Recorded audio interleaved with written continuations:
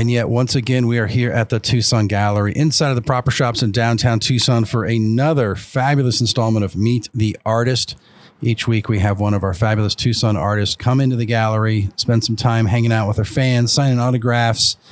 And as part of that, we pull them away from the crowd and record these fabulous Meet the Artist podcast. All of the past episodes are on our website, the Tucson-Gallery.com, as well as the schedule of events. And probably most importantly on there's a newsletter. You can sign up for that, get once a month updates on what's happening inside the gallery and the Proper Shops, the artists, the music, the events, all kinds of crazy stuff happening here in downtown Tucson. And if you are looking for souvenirs from Tucson or gifts that represent Tucson, this is the place to come. And we're talking to the man today who made those. We have the Jeff Brack joining us today. Hello. All right. First time he's ever been on a radio. Just kidding. He's we'll talk about it, but he's got a storied career in the film and sound industry. But in the gallery, we have merch from Mr. Jeff. Tell us a little about your merch. Yes. So it's Tucson-branded T-shirts and hats, simply put. But you want to kind of hear the these things aren't just Tucson branded, like, oh hey, we got the word Tucson. These are they got like shadows and you got all kinds of cool art happening here. Did you design these? Yeah, so I designed them, and it came out of a couple of things. So one was wherever I travel, I always I like to find cool shirts from New York or Moab, Utah, or Denver, Colorado, or wherever I'm at. And just something I like, it's fun to do, and a lot of tourists like that. And I noticed I hadn't seen a lot of that in Tucson. A lot of good T-shirts, hats, and at the same time, I was also trying to think of a cool idea that I could do for friends and family during the holidays. And it just, I was designing the T-shirts over at Roadhouse Cinemas, which is my day job as a creative director there. And I thought, well, I already know the ins and outs of the T-shirt design business. And so I started working on some Tucson designs. And so for the last maybe 4 or 5 years, I've done Tucson-themed T-shirts and hats for my friends and family for Christmas. It was Christmas gifts. I can put an order in. Also, I didn't mention that, my passion for Tucson is a way, this is the reason why I wanted to do it was I love our city. I love our culture. I love representing Tucson. And so that was part of it too, that, I could have made anything for these gifts, but I wanted to highlight Tucson to my friends and family. Not just your big face on a shirt that says "Merry Christmas" from Jeff. From me, right? If you're not sure, it's the guy in your shirt. I wanted to highlight something cool. So those designs that you created, are those the ones that we have in the gallery? Or are there like Jeff Brack originals out there that we haven't seen? There's some you haven't seen. I see treasure hunt happening. I see some value coming in here from some of these hidden items out there. There's only like a limited edition of 2015 Jeff Brack Christmas shirts. Yeah, 15. So if you got those, you might want to hang on to them. They're going to be, keep them in the box. Don't open that box. Keep them in mint condition. There's a few that the family and friends have that aren't out here. Some of these are the ones that I gave as gifts. There is one of the designs with the backlit 3D Tucson, the Saguaro. That was designed specifically for this gallery. Oh yeah, we love the exclusivity. But and so if you haven't seen them, you've got to come to the gallery. I don't know if do we have them on the website yet, at least for an image? You can view them on the website. So we can't buy them yet on the website. We're still trying to figure out that shipping piece of it from merchandise in the gallery. We can ship a lot of the reproductions because we work with a third party to do that, but the stuff in the gallery, we haven't quite gotten there yet, but we will. But I like them, and you should check them out on the Tucson-Gallery.com website because they're the sort of balance between elegance and simplicity. Right? A lot of T-shirts you see, like a lot of these touristy T-shirts, there's too much going on, and you sort of lose that city. And here you've got Tucson's very obvious there, but there's also entertaining. You've got things going on with a saguaro and the A mountain in the background, and the way where you've put the word Tucson, how you put it. I know it might sound silly, but I think there's an elegance and a simplicity to your shirts that make them, to me, very, very eye-catching and appealing. Oh, thank you. Thank you. Yeah, I really like the use of negative space. there's a design where the letters are actually the T-shirt color coming through, and so I like doing that a lot, where you actually utilize the T-shirt as another color. Yeah, and I think my favorite part is that I saw one of your shirts and I'm like, oh, that'd be an awesome hat, and then about a month later you show up with hats. That may have been your idea. It was my idea. I made you do it. I'm like, we're not putting you in the gallery unless you get hats. Yeah. But they have the Tucson with the A-mount and the cactus in the background. And I think I might have bought the first one. I should have had you sign it. Now it's a little worn, but I do get compliments on that hat. And people are like, where'd you get it? I'm like, Tucson Gallery. It's the only place you can find these. It's a Jeff Brack original. Oh, that's cool. I'm glad you get good feedback on it. Oh, and we should mention that your wife, Julie, is also an artist. And I'm kind of teasing because she has her brand is Julie Originals. And so I'm trying to get this, Jeff Brack Originals to go with that. Is your company set up and your company name? No, just the Tucson Gallery. That's my my company. You got to get the Jeff Brack Original series going here. I'm telling you, these things they're popular. We sell quite a bit of these. As it goes, I'm going to keep adding to it. I have some other designs I might bring in that highlight some areas around Tucson. One is Presidio San Agustin del Tucson, which is the original name of Tucson. Yeah, it's an image of the old fort, that I found in a history book. And then I have another one for Sabino Canyon.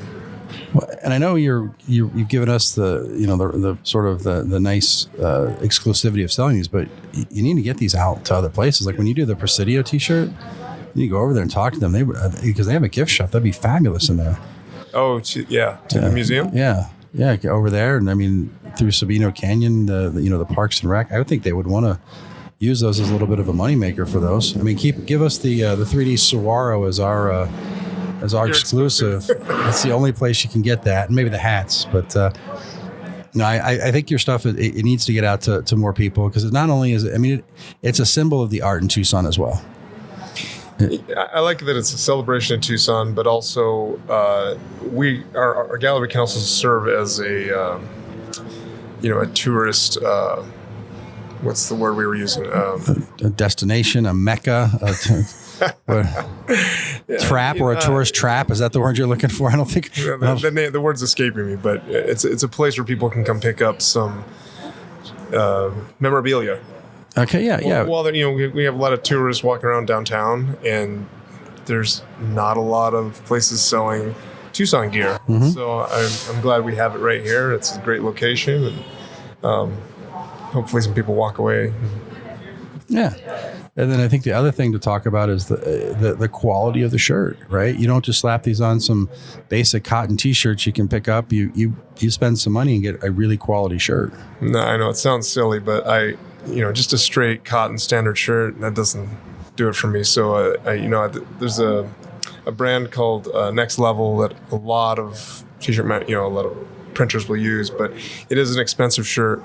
But it's a blend of cotton and synthetic, and so it's very soft. It doesn't shrink. It stays soft, and that's important to me too. Mostly from a selfish standpoint. If I'm going to wear it, which you do all the time. I've never seen you in anything but a Jeff Brack original. That's not true, but no, it is true. I don't think I have. I don't think I've seen you in the 6 months that we've been open. Every time you've come in, you've been wearing a Jeff Brack original. Yeah, that may be intentional. Yeah, I think so. It's good marketing. But I want to shift gears a little bit, because this is a project, and I know it's sort of a side hustle off of a side hustle. But from an art standpoint, you are an accomplished filmmaker. And I know it's not part of the gallery, but I do want to talk about that because you've got an exciting project. And as of the recording of this podcast, there's still some anxiety around it. But you're up for some awards here. And those darn writers are on strike, so there's a hold on this. But tell us a little about your film and your career and what you're doing. Well, accomplished is generous of you. Oh, jeez.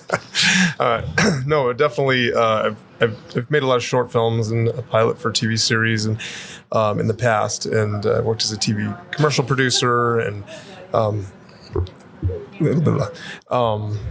and so I have a background in it. I studied film in college, and that's really my first love is filmmaking. So I did write a new screenplay, a feature screenplay that I've been pushing out kind of aggressively into screenplay contests. mostly in LA, and have gotten tremendous feedback. I've had 6 finalist finishes. One of them, it's still in the mix for the final, the top 10, the last 10 screenplays. So it could get optioned from that. Get option, I mean, like someone could purchase it to make it into a movie. To develop it into a project, yeah. So they pay you when they option. So the way that this contest works is that final. Actually, it's easy to say top 10. It's actually the last 9. So these 9 scripts are all sent to this big production company, and they read them, and then they're going to choose one to develop, and they will pay you for an option, which means it's their option for a year or whatever the period that's decided, and then. If they are able to get the actors and the funding and everything put together, which is the development of it, and they can package it, and they decide they're going to go into production within that time period, then they pay you for a preset fee that was decided for the cost of the screenplay. So you can get paid twice. You get the small amount for the option, and then you can get the full amount for the actual. And then after the option period, if they choose not to make it, then you get the script back, and you can go back to, and you don't have to pay them back the option fee or anything like that. Yeah. And then if it gets picked up, do you have control or say in how it's made, or is that part of the deal? Like once you option it, they can do whatever they want with your stuff. Likely that's the case. Yeah. So yeah, they get do what they want with it. They can even rewrite it. So it may not even end up resembling what you originally wrote. It may just be inspire the next draft. But sometimes you can negotiate to be a continuing writer on the project. You can write new revised scripts for them. So I guess it depends on their interest in having you be involved, or whether I as the artist can negotiate more involvement. Yeah. But I think the standard deal is they just take it And I mean, I would imagine like any other artist, when you're starting out and getting your foot in the door, you're just happy that someone is interested in the work that you're doing. And then the second one, you're like, hey, wait a minute, I didn't do so well on that first one. And then by the third one, you're like, no, this is how it's going to go. If you want my stuff, this is how it's going to go. Otherwise, I'm going to take it across the street. Right. You need that first project produced so you have a produced credit. And my real love is directing. And I write to direct. But, if the right situation arises where they want to option it and take it, that's something that has to be seriously considered, because getting a project out there and getting it made, that can be, like you said, open doors. And we're going to direct people over to my other podcast, Life Along the Streetcar, because you and I did an interview just after they announced the state incentives for the film industry, and that's going to have a huge impact. So I don't want to dig too deeply in that because it's sort of off topic from the gallery. But again, if you head over to the other podcast, lifealongthestreetcar.org, just put Jeff Brack's name into the search bar there, and it'll pull up the interview that we did, and talking about what a very bright future for the film industry here is in Tucson.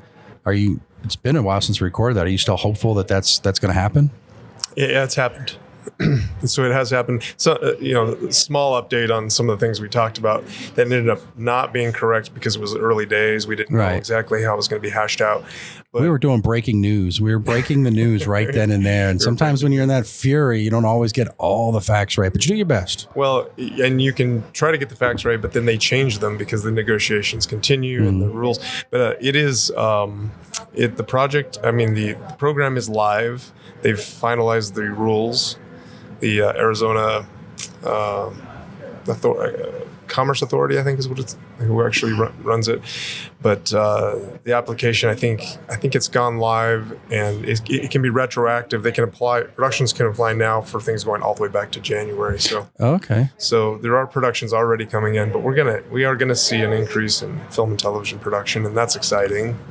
Even for small productions, there's no limit to the budget, so we can, if we decide to try to produce my script locally on our own, we still qualify for assistance. Oh, listen out there, funders. If you're looking to get involved with a project, you got a script and a director sitting right here, and he's going to make his own merch. It's perfect. It's perfect. And I have a website, jeffreyscottbrack.com, that has all the updates and news on the project and the status and feedback from screenplay contests and producers. And is the screenplay on there, or at least like a synopsis of it, or like a? A log line is on there. I don't know what a log line is. I'm not cool. One sentence description, but people can request on the website the pitch deck and the script. Okay. But you want to vet them first so they just don't take your stuff and run? Is that is that pretty much how this industry works? You got to be a little cautious. Okay.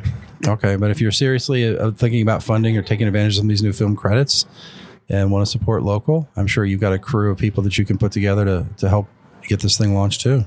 Yeah, absolutely. All right. What can you tell us at least the title of this movie? Title is The Last Road Trip. Ooh. Yeah. I can give you the basic gist of it. It's two best friends are reluctantly hired to drive a dead body from Austin, Texas to Tucson, Arizona for a funeral. I love it. I love it. I love it. Oh, now I want to. Come on, funders. Let's get out there. I will. I'll bring the popcorn.